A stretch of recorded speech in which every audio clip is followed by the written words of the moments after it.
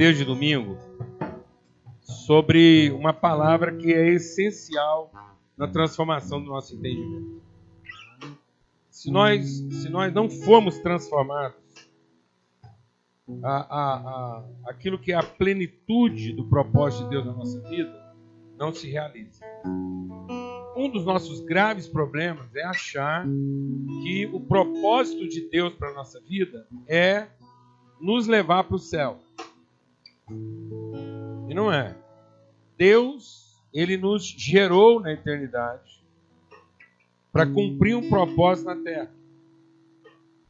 Deus quer se tornar conhecido entre seus filhos. E para isso Ele levantou um povo. Por isso toda a criação geme e espera pela revelação dos seus filhos. Por isso, quando Jesus nos ensina a orar, Ele nos ensina a orar pedindo que se faça a sua vontade.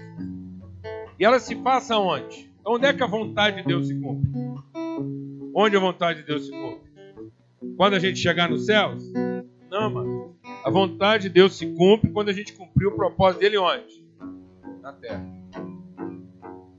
Então a vontade de Deus é realizar na terra. E às vezes a gente está com a mentalidade invertida. O diabo inverteu isso na nossa vida. O diabo fez a gente ter uma vida projetada para o céu e não projetada para a terra. Então, deixa Deus ministrar o seu coração. Então, enquanto nós estamos com expectativa de céu, nós não estamos tendo perspectiva de terra. Por isso que Paulo diz que eu tenho que apresentar diante de Deus o quê? O meu corpo por sacrifício vivo, santo e agradável. Então, eu tenho que apresentar para Deus o quê? O meu instinto. A minha forma instintiva de conhecimento. Apresentar meu corpo. Para que eu possa ser transformado pela renovação do meu entendimento. Isso quer dizer o quê? Eu tenho que entregar minha intuição. Então, às vezes, eu estou conhecendo Deus no limite da minha necessidade, na satisfação das carências do meu corpo. Instinto. Ou então, eu estou conhecendo Deus na contemplação dos interesses da minha cobiça. Então, eu posso ter carências e posso ter cobiças. Quando essas duas coisas misturam, eu tenho um ser que não funciona. Então eu não posso continuar vivendo ou no limite do meu instinto, louvando e servindo a Deus instintivamente, achando que Ele vai satisfazer as necessidades, ou intuitivamente, achando que Ele vai contemplar meus interesses. Eu não posso continuar me relacionando com Deus na perspectiva ou na expectativa do que é necessário ou do que é importante. Porque vai ser por interesse. Para que eu possa ser transformado a fim de quê? A fim de que eu possa experimentar, conhecer, manifestar, encarnar, transmitir, representar a perfeita, boa e agradável quê? Vontade. Amém? Então vamos fazer essa oração agora. Essa é a oração para ser feita. Enquanto isso, as crianças vão chegando aqui, que eu acho que nós estamos...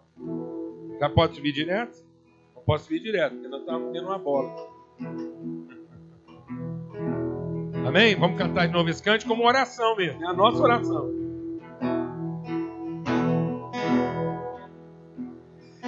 Pai nosso do céu, santo é teu nome, teu reino, buscamos a vontade seja feita na terra como no céu. Teu reino vem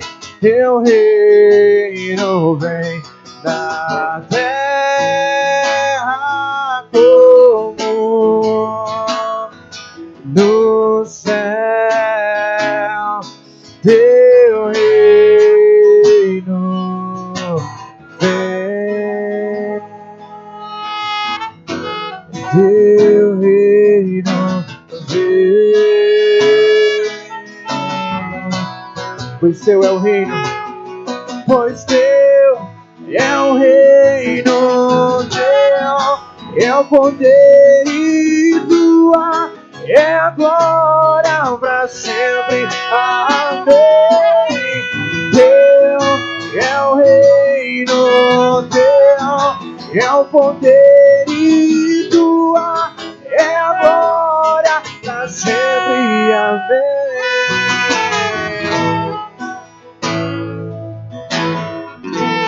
Teu reino,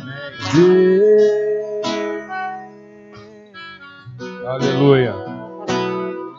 Irmãos, eu estou aqui pedindo graça de Deus para a gente concluir bem essa nossa reflexão de 3 dias.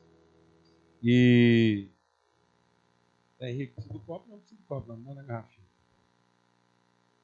Então, dentro dessa reflexão que a gente está fazendo aqui, sobre nós como povo de Deus, conhecemos a sua vontade. Alguém pode acender as luzes aí? Aí, legal. E a gente compartilhou bastante domingo que a nossa dificuldade, né, que quando a gente fala assim, Jesus diz assim, vocês serão meus amigos se fizerem o que eu vos mando. E aí a gente ouve isso e já acha esquisito, né? Como é que um amigo fala para o outro que só é amigo se obedecer o que manda, né? Então, eu quero trabalhar aqui alguns conceitos para a gente poder entender bem o que nós vamos compartilhar aqui. É que, quando ele está falando de mando, ele não está falando o que eu vos mando, o que eu vos ordeno, não é comportamental. É genético. Lembra que ele usa a mesma figura dizendo o que lá? Ele diz assim, eu sou a videira verdadeira, vocês são os ramos. Então, a relação do ramo com a videira é uma relação de empatia. E aí eu vou saber que o ramo é verdadeiramente empático à videira se ele produzir fruto. Então, quando ele está falando disso, ele está falando da pessoa que eu me transformo e não das coisas que eu faço. Amém? Então, não é um mando de ordem. É um eu vos mando no sentido de natureza. Entendendo que o propósito de Deus, quando eu falo assim, qual é a vontade de Deus? A vontade de Deus é uma. Porque às vezes eu estou confundindo toda a criação, tudo que Deus criou, eu confundo a criação de Deus com a sua vontade. A vontade de Deus era uma só e continua sendo uma. Formar uma família de filhos que pudessem ser a exata expressão de quem Ele é. Então tudo que Deus fez foi dentro dessa vontade. Paulo escreve isso aos Efésios, dizendo, essa é a vontade. Ele nos predestinou, Ele nos gerou, Ele nos fez, Ele nos designou para sermos filhos da sua promessa em Cristo Jesus. Amém? Glória a Deus, amém. Então Deus não tem outra vontade. Às vezes você fala assim, eu queria saber, eu até falei isso lá domingo, eu queria saber qual é a vontade de Deus para a minha vida. E às vezes você fica pensando que você está com dificuldade de entender isso, que você está atrelando isso a alguma coisa que você faz, ou que você poderia fazer. E não é. É a pessoa que você é em tudo aquilo que você faz, até aquilo que você não gosta de fazer, ou que você é obrigado a fazer sem querer. Então é a pessoa. Que coração você apresenta? Que coração você tem em tudo aquilo que você faz? Por isso que é amar a Deus de todo coração, de todo entendimento, conforme todas as suas forças. Glória a Deus, amém. Então não existe... Deixa Deus ministrar o seu coração. Não existe um serviço sagrado. Existe uma pessoa santa. Vou falar devagar, porque você não entendeu. Não existe um serviço sagrado. Existe uma pessoa santa. E uma pessoa santa santifica qualquer trabalho. Glória a Deus. Aleluia. Não tem uma comida sagrada. Existe uma pessoa santa que santifica o pão. Então, não tem pão sagrado, mas tem pão santificado. Então, Deus não é o Deus dos sagrados, da liturgia, das relíquias. Ele é o Deus da santificação. Então, eu santifico um pão quando eu reparto ele com o meu irmão. Então, uma pessoa santa, antes de comer, reparte o pão. Então, o pão que ele reparte é santo, mas não é sagrado. Glória a Deus. Amém? Então, às vezes eu venho na igreja achando que eu vou participar de um momento sagrado. Não. Eu venho aqui para gerar a santificação desse momento. Glória a Deus. Então, nós temos que santificar esse momento, fazendo com que ele cumpra o seu propósito. Outro conceito que eu queria compartilhar com vocês é o sentido da obediência e da subserviência. Da submissão e da servidão. Então, Deus tem poder sobre o diabo, amém? Deus tem poder sobre o Lúcifer. Então, quando Deus dá uma ordem para o Lúcifer e ele faz aquilo que Deus mandou, ele é obediente.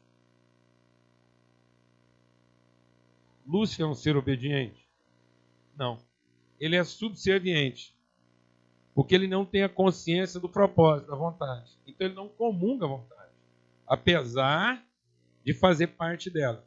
Então, ele está dentro do processo da vontade, mas ele não comunga essa vontade. Então, ele é subserviente. Por isso que tem muita mulher sofrendo, muito casamento lascado, porque a pessoa acha que uma mulher submissa é uma mulher o quê? Subserviente. Não. A mulher ela é submissa ao propósito da relação. Então, se a submissão dela não edifica a relação, não constrói, se ela está fazendo aquilo com amargura, ou se ela está fazendo aquilo apenas para cumprir uma ordem, aquilo está amaldiçoando o processo. Quem entendeu? Entendeu, mano? Porque aí você está fazendo uma coisa, mas você não está obedecendo à vontade. Você está apenas cumprindo a ordem. Então, cumprir a ordem não é obedecer à vontade. Então, o Lúcifer ele nunca vai ser obediente. Ele é subserviente. Agora, Jesus sempre foi o quê? Obediente. Porque ele estava fazendo tudo na consciência do quê? Da vontade. Glória a Deus. Então, submissão não é servidão. O diabo, ele vive um estado de servidão, como todo o resto da criação. O homem, feito em imagem e semelhança de Deus, pelo poder do Espírito Santo, é o único ser na criação que pode ser o quê? Submisso. Então, a submissão é uma ação consciente, é uma disposição consciente de se submeter, de estar harmonizado, de estar integrado àquilo que é uma vontade eterna. Então, por isso, essa passagem, deixa Deus ministrar o seu coração, essa passagem do instintivo, do intuitivo e para o intencional, quando a gente entra na dimensão nós falamos isso, mas estamos repetindo aqui hoje para ficar claro. Quando a gente entra na dimensão da vontade, eu entro na dimensão do eterno e não do temporal. Aí eu sei que a minha vida ela está compromissada com o eterno. Eu estou dentro de uma vontade eterna. Eu estava até compartilhando com os pastores aqui, ontem, depois da nossa reunião, que vontade no seu sentido absoluto, vontade num sentido absoluto, deveria ser um substantivo singular definido. Não poderia ter plural para vontade. Porque se tem mais de uma vontade, então é desejo. Então nós podemos ter vários desejos, mas vai prevalecer uma vontade, porque senão não é vontade. Porque se eu tenho uma vontade e aquilo não é absoluto no processo, então é um desejo. Aí nós podemos discutir nossos desejos para descobrir qual é a vontade. Glória a Deus, amém? Então, se Deus fez tudo conforme a sua vontade, e se a vontade soberana de Deus é o que caracteriza, porque Paulo fala, Deus fez tudo segundo o exclusivo poder da sua vontade. Então, olha, se tudo foi feito de acordo com a vontade de Deus e ela é soberana, então não tem plural para vontade. Amém, irmãos? Ou está indo muito depressa? Às vezes as pessoas falam assim, Paulo Nunes, esse negócio é meio difícil de entender. Para entender não está não, é difícil de aceitar. Para entender, até uma criança entende, né? Às vezes a gente tem uma certa dificuldade de aceitar e quer dizer que está com dificuldade de entender. Glória a Deus, amado. Amém? Então, por isso que quando eu entro na dimensão da vontade, eu entro na dimensão do absoluto, do eterno. Se eu estou na dimensão do eterno, eu posso enfrentar resistências, mas não vou encontrar oposição. Porque eu sei que no fim vai prevalecer o quê? A vontade. Por isso que o Jó faz uma declaração muito importante. Ele diz assim, eu te conhecia de ouvir falar, mas agora meus olhos te veem. Então o Jó, ele foi no limite do quê? Nós falamos ontem, do instintivo, intuitivo e intencional. Então o Jó foi no limite do quê? Do intuitivo. Ele tinha intuições a respeito de Deus. Então ele era contente com Deus enquanto era instintivo. Então enquanto Deus satisfazia as necessidades dele, estava tudo correndo bem em casa, ele achou que conhecia Deus. Mas quando na intuição dele, Deus começou a se comportar diferentemente de como ele acha que um Deus tem que se comportar, ele começou a ficar confuso a respeito de Deus. E aí como é que Deus curou o Jó da sua crise de identidade e significado? Ô Jó, uma coisa. Nenhum dos meus planos pode ser frustrado. Aí Deus arremeteu Jó para uma dimensão o quê? Eterna. E aí, por isso que o Jó disse, eu sei que o meu Redentor vive e que por fim se levantará. Pronto, agora o cara está curado. Ele falou assim, dentro dessa perspectiva, acabou. Agora eu conheço Deus como ele de fato é, porque agora eu conheço Deus na sua vontade. E quando ele conhece Deus na sua vontade, ele para. Olha lá, deixa Deus ministrar no seu coração. Quando o Jó finalmente entra na dimensão do intencional, da vontade de Deus, ele para de lamentar seus problemas. E antes que os seus problemas sejam resolvidos, ele já começa a resolver o problema dos outros. Quem está entendendo? Então, hoje em dia, eu tenho tido uma prática. Quando eu vou visitar algum irmão, eu tenho certeza que o cara é irmão, é convertido, tal, e ele está no hospital, eu costumo levar um óleozinho. Esse óleo de oração, que a Bíblia manda dizer para a gente um dia e tal. Aí eu levo. Entrego para o doente, e falo, irmão, vim aqui para pedir oração por nós. Porque como você está aqui agora, nesse processo intenso, você está vendo Deus muito mais perto que nós todos, você está aqui nesse... Então você está agarrado com Deus aqui o dia inteiro, você tem tempo. Nós estamos lá de fora correndo, muito serviço, uma correria danada. Já não dá nem tempo para orar direito. Mas aqui você está com o tempo todo para meditar, orar, falar com Deus.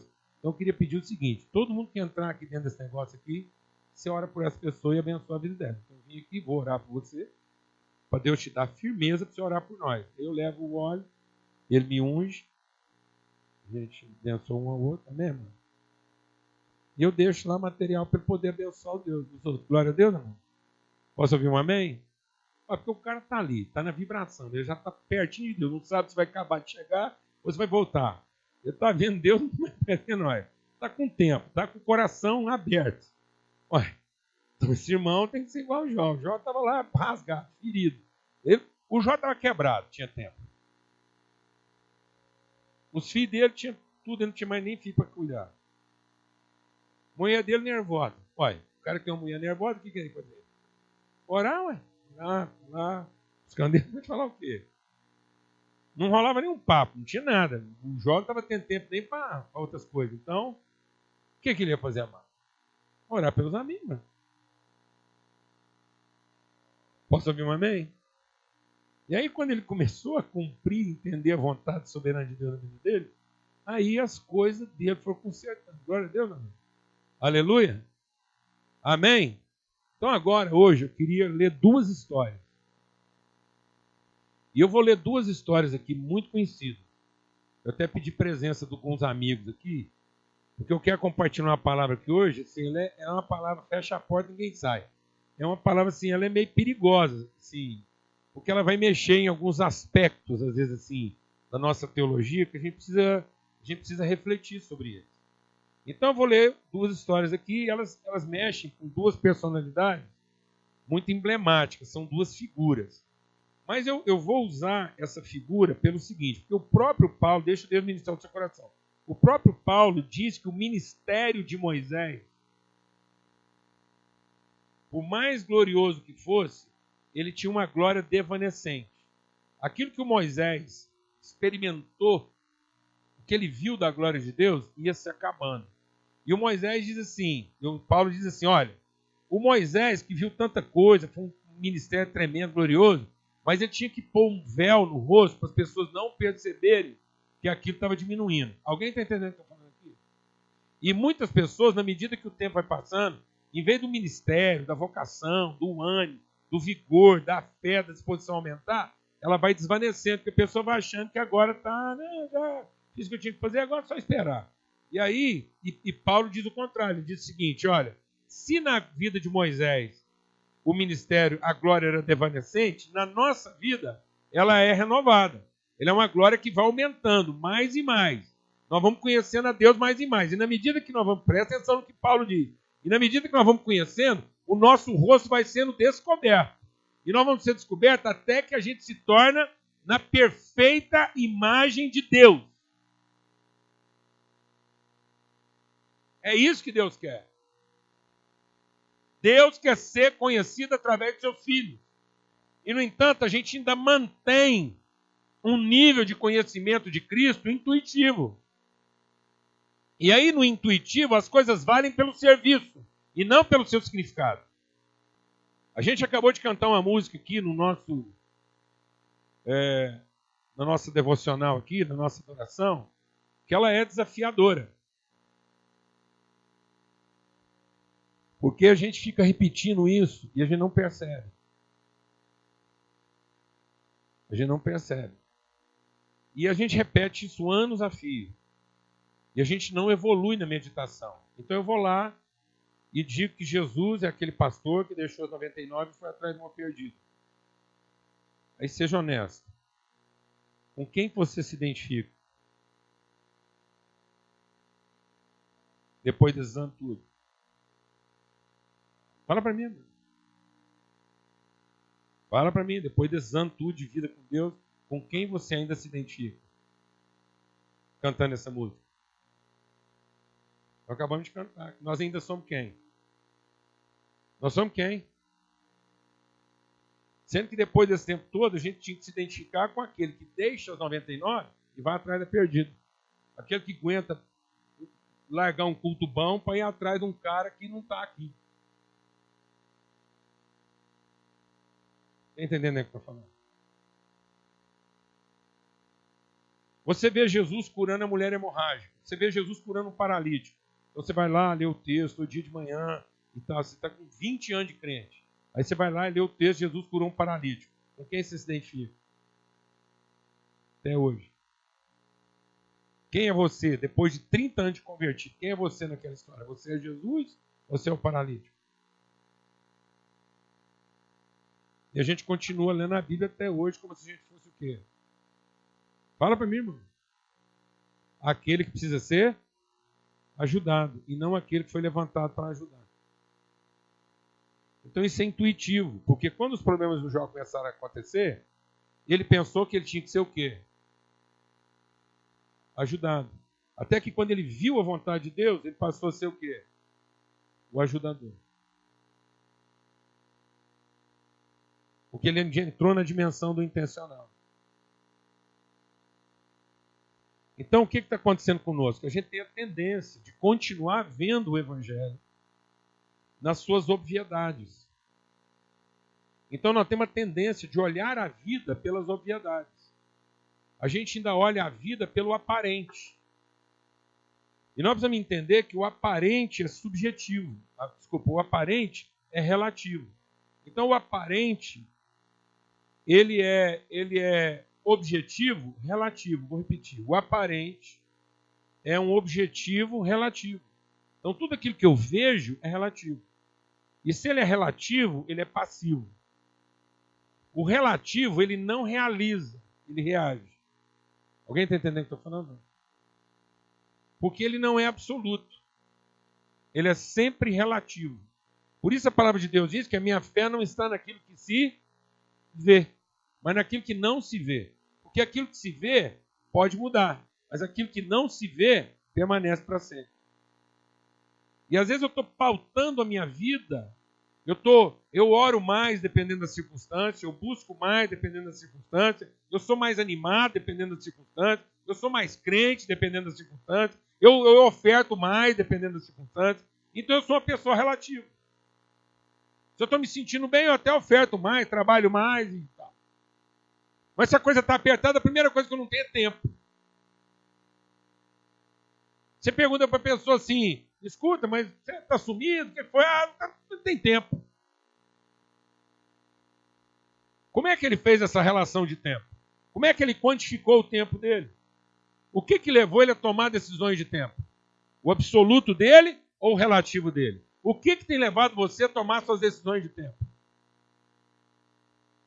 O que tem levado você a tomar as decisões mais importantes da sua vida?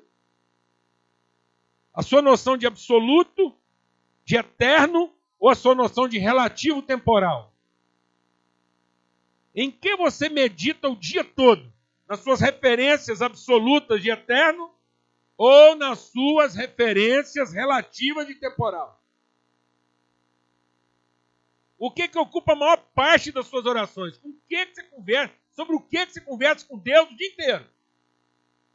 Para que Deus te revele o seu absoluto eterno, para que tudo que você decidir e fizer e seja de acordo com o seu absoluto eterno, ou você conversa o dia inteiro com Deus sobre o seu relativo temporal.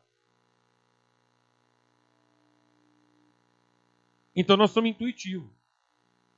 Nós estamos quase perdendo para um frango, ou quase empatando com o anjo. O anjo, ele não é ativo. O anjo, como o cachorro, ele é passivo. Ele não realiza, ele não gera, ele reage. Então ele não é um ser intencional, ele é um ser intuitivo. Ou, às vezes, ele evoluiu do frango para a ameba. Aí ele é o quê? Ele é instintivo. Então o instintivo e o intuitivo é passivo. Porque não realiza o eterno. Está sempre envolvido com o temporal. Então não deixa Deus ministrar o seu coração. Não confunda uma pessoa hiperativa com uma pessoa proativa. Vou repetir, porque às vezes você não escutou. Não confunda uma pessoa hiperativa com uma pessoa proativa. E eu quero te falar uma coisa sobre os nossos filhos hoje. Nossos filhos hoje estão sofrendo a síndrome da hiperatividade, sem nenhuma proatividade.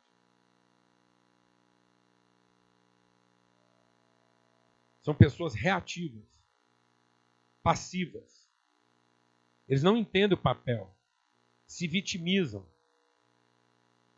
Eu estava conversando com uma trainee, uma mulher, ela é uma instrutora da TOTUS, no Brasil. Há poucos dias ela estava fazendo uma qualificação de líderes jovens do Brasil, 8.000 candidatos para 30 vagas. Emprego, sim, trabalho quase CEO. Ela é pastora. Eu perguntei assim para ela: Kátia, qual a sua maior dificuldade em formar e selecionar liderança jovem para essas coisas que você faz? Ela falou assim: proatividade. Eu vou lá, pego 30 de 8.000.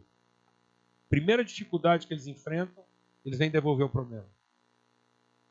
Vem lamentar a falta de condição, de reconhecimento, de apoio, de oportunidade. Isso é uma síndrome. Agora, deixa Deus ministrar o seu coração, que eu vou falar qual é o assunto de família. Nós podemos ir até 9h30, tudo certo? Tá bom? Tá bom? Então é o seguinte, o que eu vou compartilhar com vocês, eu queria concluir aqui hoje, dentro dessa... Lembra que a gente falou que é uma palavra animada e prática? E agora eu quero falar sobre família. A família da fé. Então a nossa família, como igreja, essa família, a família Caraíba. E também falar sobre a família. Você, em casa, como família. Louva a Deus pela sua vida, viu? Pela sua disposição corajosa. Você me abençoe muito, Senhor. Viu? Então, que essa palavra seja para a sua casa, como parte dessa família.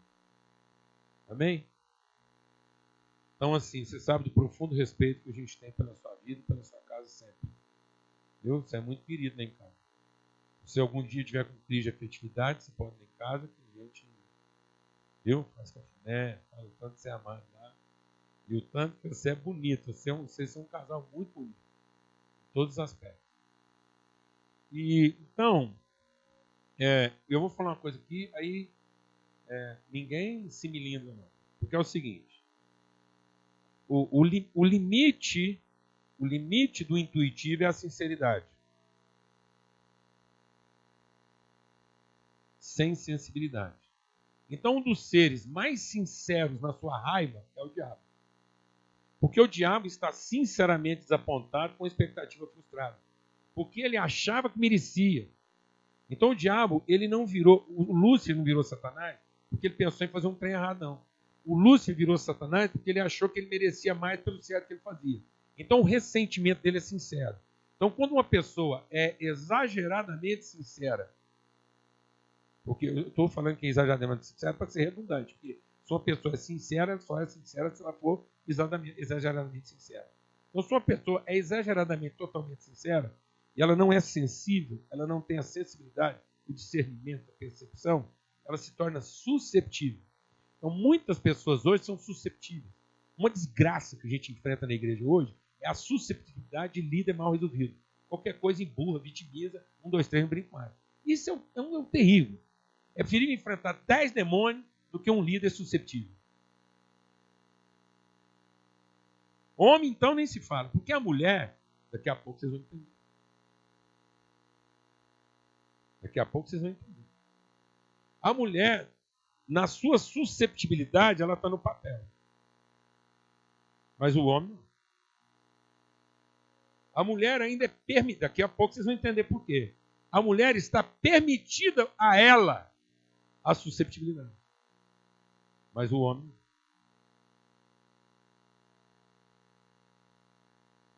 Porque ao homem cabe a sensibilidade.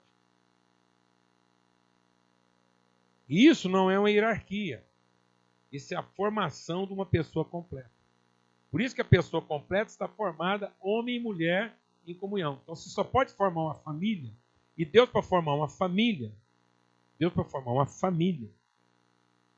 ele tem que encontrar o quê? Um homem e uma mulher. Para formar a família. Agora, deixa o Espírito de Deus ministrar o seu coração. Ao homem cabe o subjetivo. E à mulher cabe o objetivo. Então a mulher transita no mundo das realidades objetivas. Ela transita no mundo da materialidade. E o homem tem o papel do quê? Da susceptibilidade, da subjetividade. Porque como é que acontece uma gravidez? Uma gravidez acontece numa combinação de um elemento subjetivo que encontra um ambiente objetivo. Então o reino de Deus é como um homem que plantou um sêmen, uma semente. Então o que é a semente? A semente é o grão invisível. A semente é o código. Então a semente é o quê? A palavra. Se ela é a palavra, ela é a vontade. Porque se você colocar um sêmen ou uma semente de uma determinada gênero lá numa terra, nasce uma coisa. Aí na mesma terra, se você colocar outra semente, nasce outra coisa. E a terra não mudou. Amém, amados? Então, o universo da mulher é o universo da resposta objetiva dos estímulos subjetivos. E isso tem que estar combinado. Porque se eu tivesse um mundo só de mulheres, eu teria um mundo de quê? De objetividade. Eu vou explicar isso melhor. Por exemplo, você quer ver como é que o universo da mulher é objetivo? Qual é uma coisa óbvia aqui? Qual é uma coisa que é intuitiva? O que eu posso intuir de todos que estão aqui? Se você tiver mãe. Pronto, acabou. Você nasceu, você teve mãe. Mas não posso ter certeza que você teve pai. Porque não existe órfão de mãe. Glória a Deus. Por isso que é tão desafiador ser mulher. Porque até para colocar o filho dele no mundo, Deus falou do quê? Do quê? Da mulher. Então, o universo da mulher, ele é tão óbvio no sentido das objetividades, que Deus passa para fazer a vontade dele e gerar um filho, Deus passou por uma mulher. Isso é tão forte que se a mulher não tomar cuidado, ela pode deduzir intuição, que é Deus. Que ela é que sabe o melhor para todo mundo, que ela é mãe de todos. Por isso que a gente elegeu lá uma Maria, mãe de Deus. Então Deus foi Deus até arrumar o quê? A mãe, agora para fazer as coisas tem que perguntar para a mãe. Então agora até Deus tem mãe.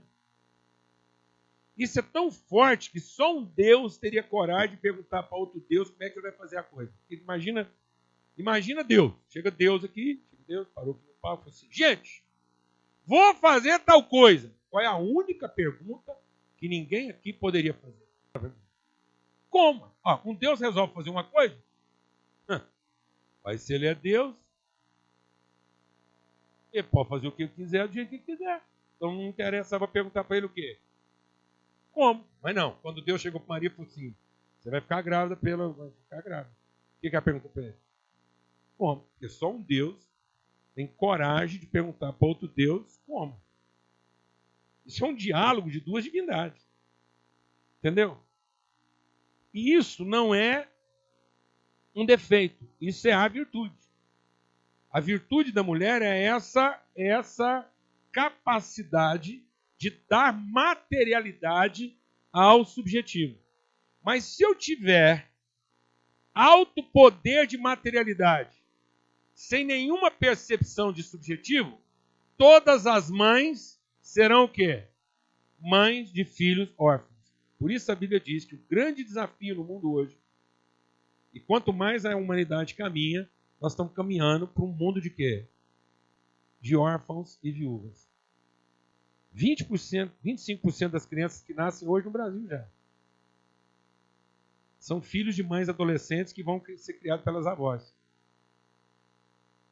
Então todo mundo no mundo tem certeza de mãe. O que ninguém no mundo às vezes pode ter muita certeza? De pai. Então quando você encontra uma mulher, um menino bem criado do lado dela, beleza. Ela pode ser uma esposa, pode ser uma viúva, pode ser uma prostituta, pode ser qualquer coisa. E ela não vai deixar de ser o quê? Mãe. Então isso é intuitivo. Então, por isso, agora você está entendendo por que o mundo está ficando o quê? Intuitivo. Porque ele está ficando um mundo o quê? Feminino, resolutivo. Porque a mulher é resolutiva. A fase da mulher na formação da pessoa é a fase da alimentação. Por isso, se não bastasse a Bíblia dizer, o próprio Freud disse o quê? Se não houver a castração materna, você vai se formar um sociopata, um homem com crise de quê? De identidade. Então, como hoje a gente não tem intervenção subjetiva do homem, porque o próprio homem está se entregando ao quê? Ao executivo, ao aparente, ao resolutivo, então nós não temos ninguém que forma o quê? A identidade, a vontade. Então nós estamos formando um povo altamente competente, altamente resolutivo e órfão. A maioria dos homens hoje acha que pode resolver o que quiser e isso não tem implicações com a comunidade. Quem está entendendo o que eu estou falando aqui? Então, cada vez mais nós temos homens que são altamente performáticos, mas não têm responsabilidade com o interesse comum. Quem está entendendo o que eu estou falando?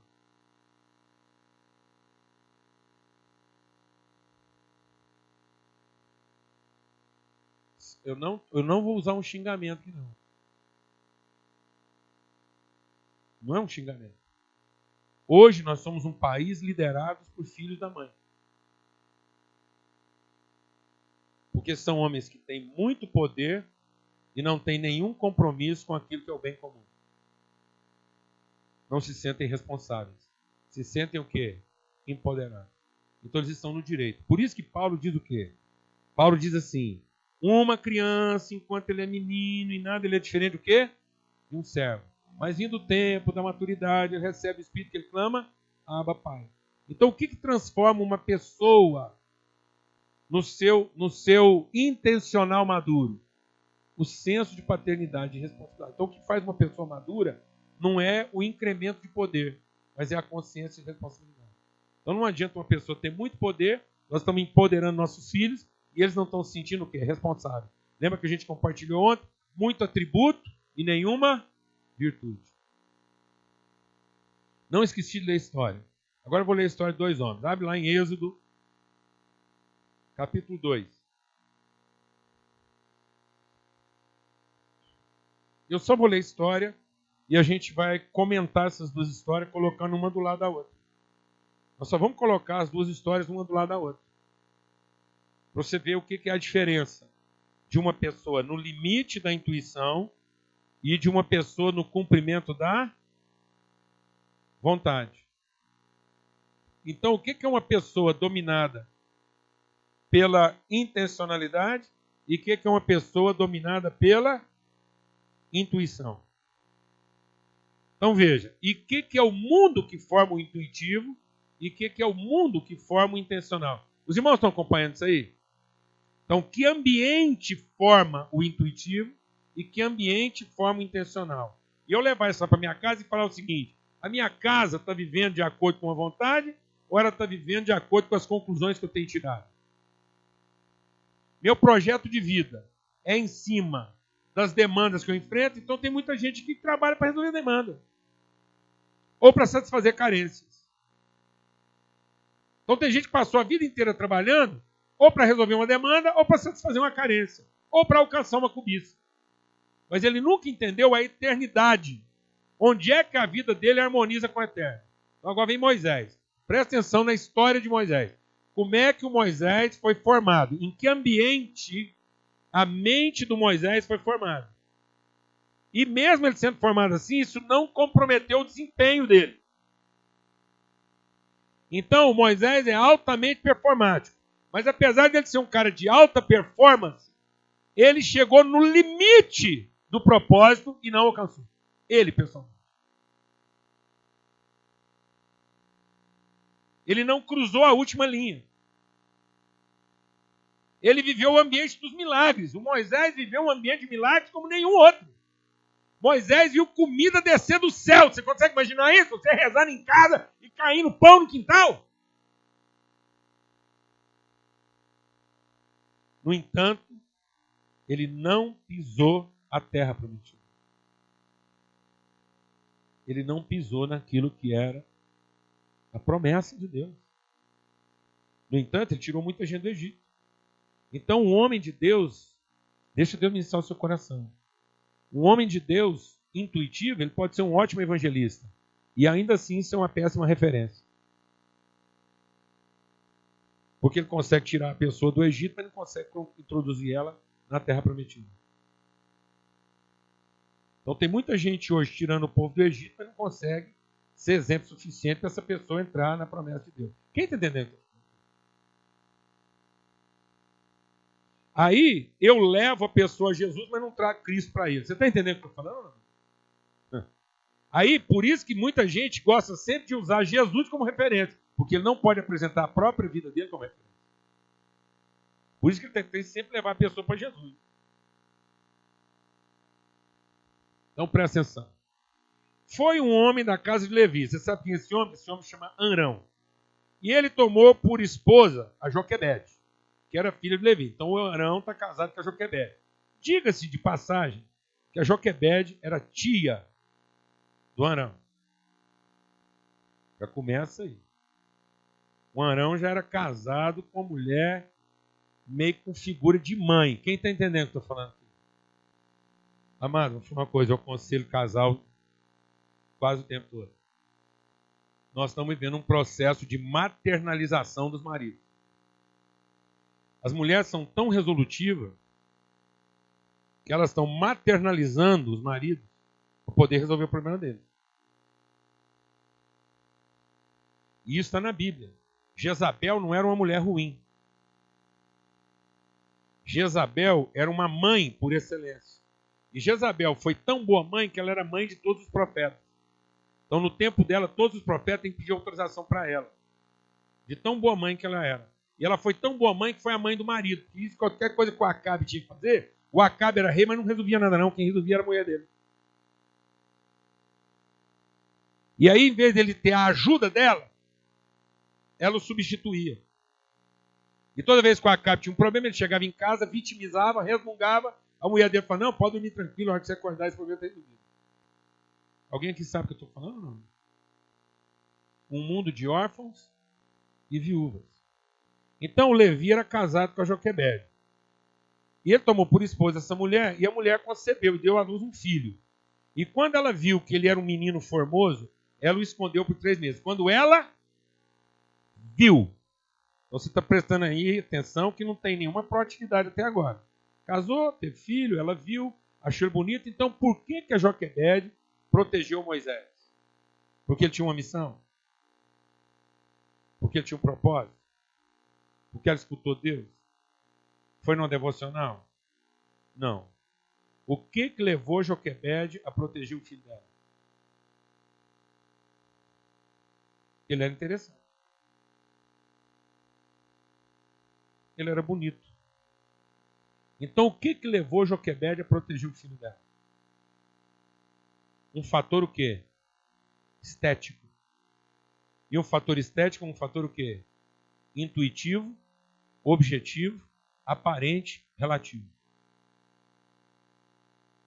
Por que o filho dela era mais bonito que os outros? Por que ela não guardou os meninos tudo, só guardou o dela, porque o dela era mais bonito? Ela guardou.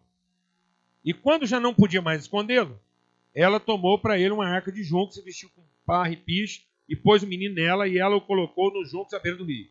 Então, quem rumou a cesta? Não estou escutando. Quem arrumou a cesta? Ela. Quem tomou a providência?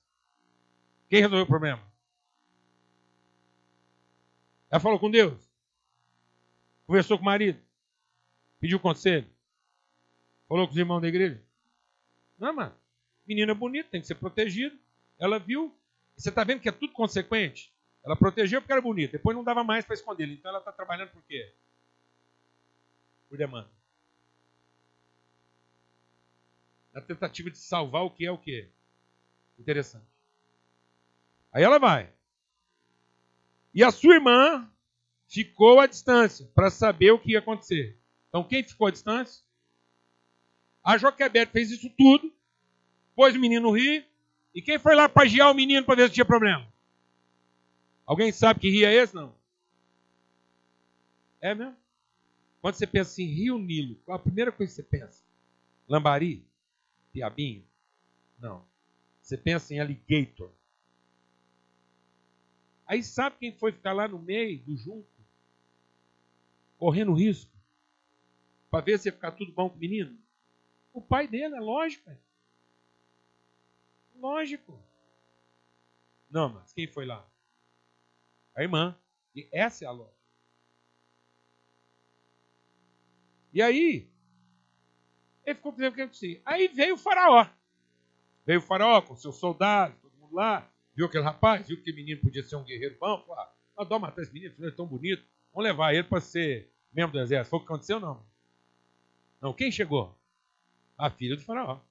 Acompanhada de quem? Dos seus seguranças? Não, estou chocado. Então não era uma guarda de homem que estava lá guardando. Ela mandou quem buscar o cesto no rio para trazer para ela? Ah, não calma, mulher, pai. É um mundo de mulheres em volta de Moisés. Quantas mães Moisés tem? Quantas mães Moisés tem? Eu perdi a conta, porque tem aqui a Joquebede, a Miriam, a filha do faraó, e devia ter lá mais umas 15 concubinas. Meu Deus do céu. E o bebê chorava. Então ela guardou o menino, porque a mãe guardou porque ele era bonito, e a outra guardou porque ele estava chorando e ela teve pena dele. Alguém está vendo alguma proatividade aqui até agora? Não, mas você está vendo um problema sendo resolvido e bem. O problema do Moisés está sendo resolvido? E bem resolvido? Não tem nada de errado acontecendo. Mas ele vai crescer dentro desse ambiente. E eis que o bebê chorava, ela foi lá e é uma das crianças hebreus, então ela disse a irmã, ela falou para a filha do faraó, eu posso te chamar uma das mulheres dos hebreus, para que amamente o menino para ti. A filha do faraó disse, vai. A serva foi e chamou a mãe do menino. E a filha do faraó lhe disse, toma esse menino, amamenta. E eu te darei o teu salário. E a mulher tomou o menino e o amamentou. E o menino cresceu. E o levou à filha do faraó. E ele se tornou seu filho. E ela chamou seu nome Moisés. E disse, porque eu tirei da água. Amados, eu fiquei pensando, do que o Moisés era chamado até a filha do faraó dar um nome para ele? Quem batizou Moisés? Quem deu um nome para Moisés? Eu não estou escutando. Quem deu um nome para Moisés? O Arão, a Miriam, a Joquebede. E quem deu o nome para Moisés? A filha do faraó. Assim que ele nasceu? Porque ouviu Deus? Teve uma revelação? Não, quando ele já era o quê? Grande. Você se deu conta que o Moisés só recebeu o nome que vai acompanhar ele o resto da vida, quando ele já era grande, e que era um nome conclusivo?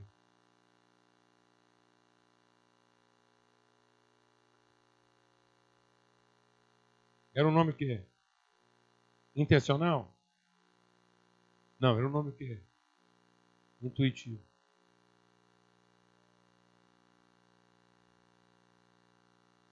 Era um nome conclusivo, então era um nome passivo. O nome de Moisés não contemplava uma missão nem um propósito. O nome de Moisés traduzia de maneira conclusiva o problema que ele viveu. E a forma como ele foi resolvido. Agora vamos ler outra história. Abra sua Bíblia lá em Mateus.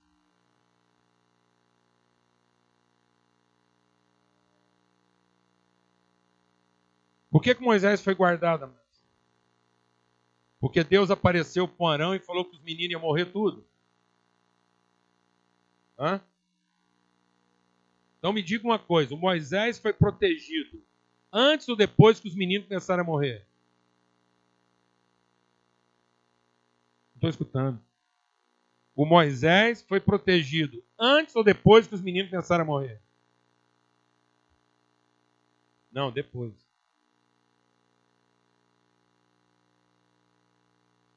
Então o faraó estava mandando matar os meninos, porque estava nascendo hebreu demais, e ele tinha medo de que os hebreus fossem mais numerosos que os egípcios. Então o faraó deu uma ordem. Isso aqui dá assunto para mais umas 5 horas de reflexão. Ele falou assim, as mulheres vocês deixam, os homens vocês matam.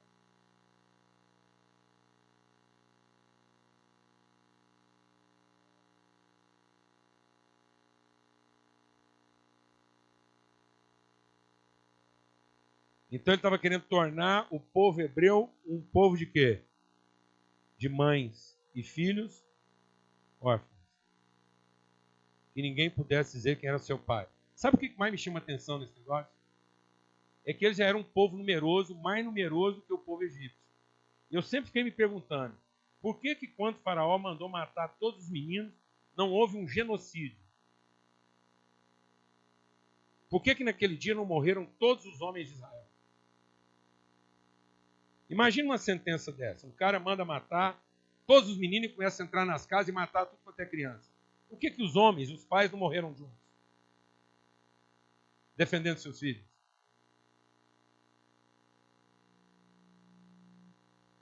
Porque os filhos já não eram deles e eles já estavam defendendo a própria vida como escravos.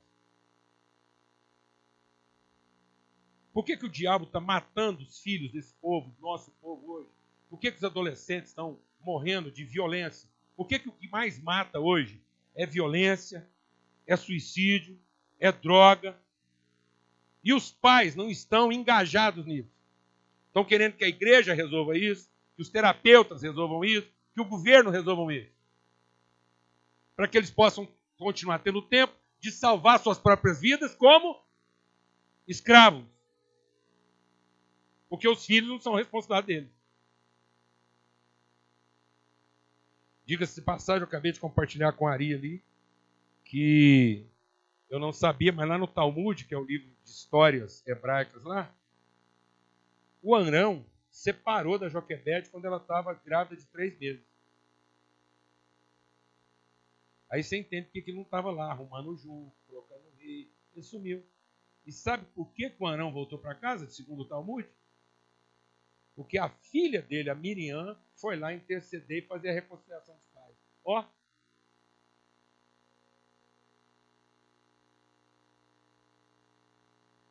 Está me entendendo isso ou não? Então nós estamos vivendo uma desconstrução daquilo que é a vontade, o modelo eterno de Deus para a nossa vida. Isso aqui não tem nada a ver com hierarquia, isso aqui não é um assunto de homens e mulheres, é uma questão de família. É a gente entender a relação do subjetivo que fundamenta o objetivo.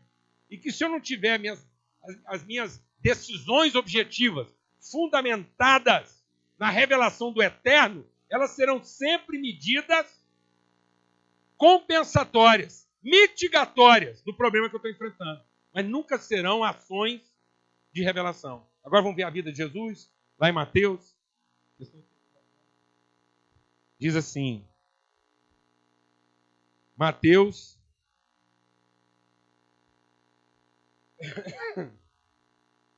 diz assim,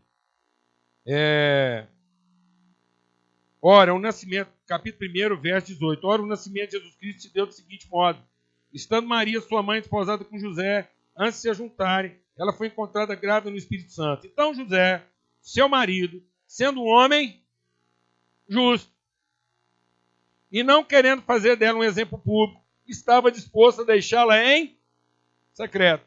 Então o que o José está revelando aqui? Que ele ia tomar uma decisão no limite do quê? Do intuitivo. Então José, como um homem justo, um cara crente, temente a Deus, assim, minha mulher está grávida, não sei quem que é o pai, também não vou desonrar, vou chamar a minha responder, vai responder para mim. Então eu prefiro ela ser tida como uma mulher abandonada pelo marido do que uma mulher sem vergonha. Uma intuição, lógica. Então ele está agindo no limite da lógica. Mas aí, o que aconteceu? Quando ele estava pensando em fazer isso, ele estava nessas questões e eis que o anjo do Senhor lhe apareceu num sonho de José, filho de Davi. Não tenha medo em tomar para ti Maria, tua esposa, pois o que está nela é concebido do Espírito Santo. Ela dará à luz um filho, chamará o seu nome Jesus, e ele salvará o seu povo dos seus pecados. O que está acontecendo aqui? A revelação do Eterno. A casa de Jesus não vai receber Jesus para tentar salvar um menino só porque ele era bonito. Mas a casa de Jesus está recebendo a revelação do quê? Do Eterno. Vai viver de acordo com a vontade. E quem ouviu essa voz? Quem ouviu essa voz, irmão? Enquanto a Maria recebeu instruções do como, José recebeu instruções do com que propósito. E você vê que José nem perguntou o quê? Quem tinha que ter perguntado como a mulher dele ficou grávida? Era ele, não era Maria. No entanto, ele nem perguntou. Deus falou com ele, o propósito era esse. Deus falou com ele. Revelação. E aí, quando ele pensava, dará um filho, isso aconteceu para que se cumprisse o que foi dito através do profeta. Então, para que se cumprisse o Eterno. Então, o José agora está sendo tirado do limite do quê? E entrando no limite do quê? Da intenção. Mudou a vida do homem. Mudou a vida da família. Nossas vidas não serão transformadas enquanto a gente estiver vivendo no limite das nossas intuições. Satisfazendo nossas necessidades ao limite. Nós precisamos descobrir qual é o verdadeiro propósito eterno da nossa vida. Nós não estamos aqui para que nossos desejos sejam satisfeitos, mas para que a vontade de Deus se revele. Quando você entra na dimensão da vontade de Deus, você pode ter resistência, mas você não vai ter oposição. Agora veja o que aconteceu. E eis que a virgem conceberá, dará à luz o filho. Então José, tendo levantado o sono, fez com que o anjo do Senhor lhe ordenara, tomou para ele a sua esposa. Quem então pegou? Quem arrumou? Quem organizou?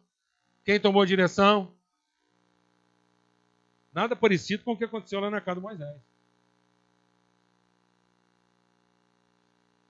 E então ele não a conheceu até que ela gerou seu filho, primogênito. E ele chamou o seu nome? Jesus. Não, José não batizou Jesus porque gostou do nome, porque ele estava na moda. Então Jesus nasceu numa casa onde o pai dele tinha plena convicção do propósito de Deus para a vida dele. E o seu nome tinha que significar isso. Nós estamos buscando isso para os nossos filhos, não? Nós estamos buscando isso para os nossos filhos. Nós estamos ajudando nossos filhos. Nós estamos ouvindo a voz de Deus para ajudar nossos filhos a saber qual é o verdadeiro propósito da vida deles. Ou nós estamos ajudando nossos filhos a ganhar a vida? Nós estamos ajudando nossos filhos a descobrir qual é o seu nome, qual é o seu propósito. Ou nós estamos comprando dinheiro para melhorar o cesto? Nós estamos querendo salvar nossos filhos porque são bonitos, nós gostamos deles e ficamos com dó.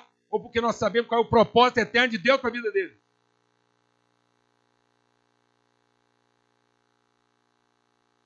Nós estamos querendo poupá-los ou orientá-los? Aí sabe o que é interessante?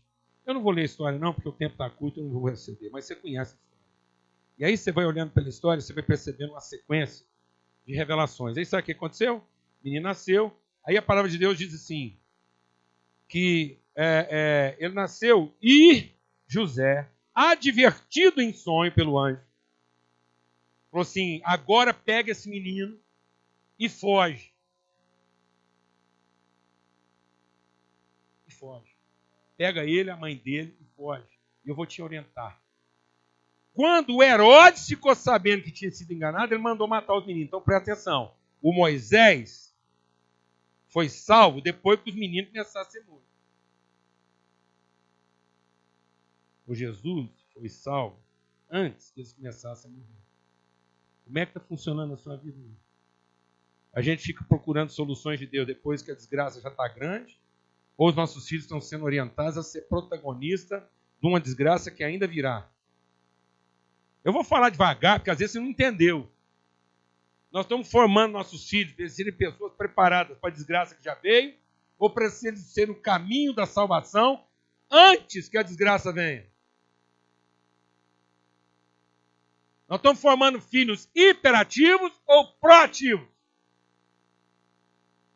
São filhos que estão buscando a Deus para salvar a própria pele, ou são filhos que estão buscando a direção de Deus para salvar os outros? O nosso filho se chama o que foi tirado do rio, ou o nosso filho se chama aquele que salvará o mundo?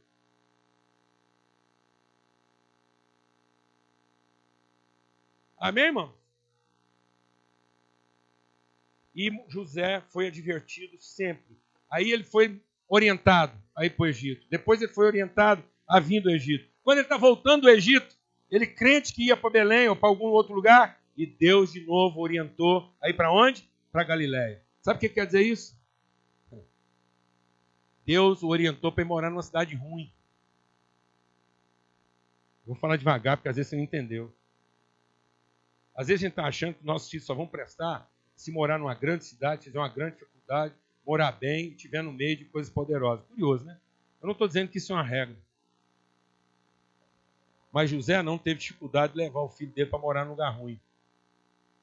Porque ninguém queria morar em Galiléia. Porque ninguém achava que um Salvador viveria em Galiléia. E às vezes nós estamos garantindo para os nossos filhos a melhor moradia, o melhor recurso, as melhores condições, para que eles salvem a própria pele.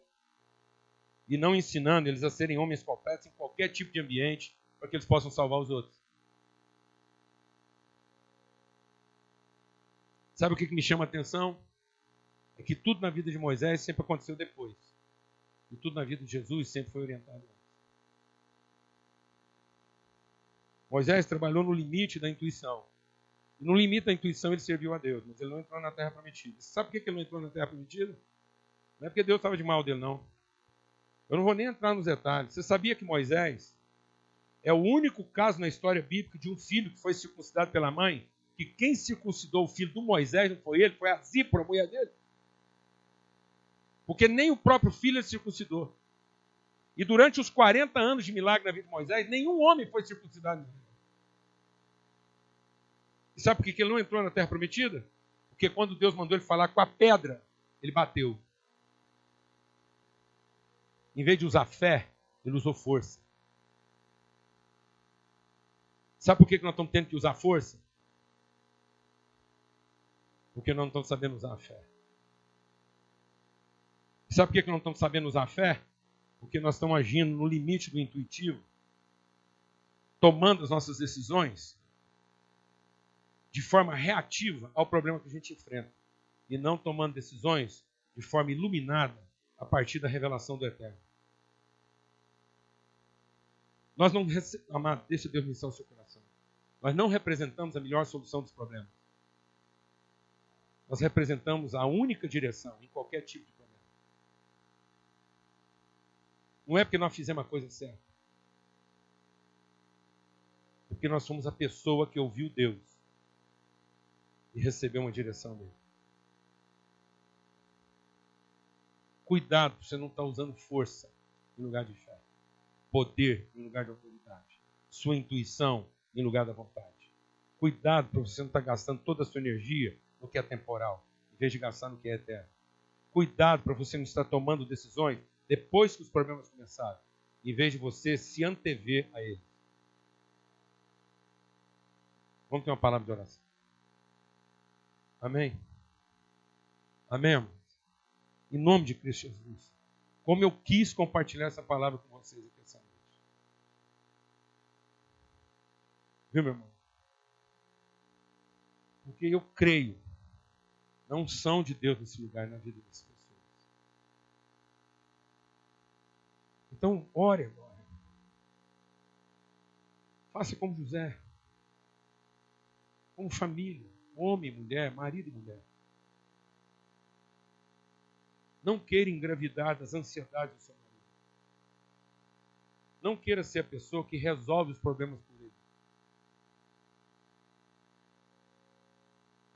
Não queira ser a pessoa que se contenta em ter os problemas bem resolvidos, se isso não for a direção de Deus. Mas que juntos, homem e mulher que temem a Deus, vocês possam trabalhar boas soluções diante de uma orientação segura. Que a gente nunca abdique de ter uma direção segura para que as decisões, e às vezes as decisões aparentemente nem serão as melhores soluções. Não era a melhor solução aquele menino nascer numa manjedoura.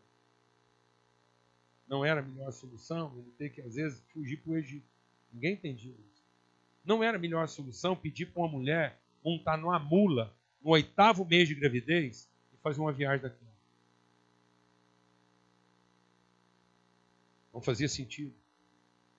Não fazia sentido uma mulher grávida, de 8 meses, ter que montar numa mula para ir num recenseamento. Era preferir pagar a multa.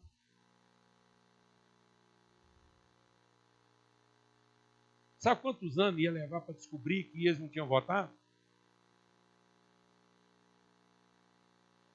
Se Deus estava interessado em esconder Jesus para poupá-lo, então era melhor ele nem aparecer no recenseamento.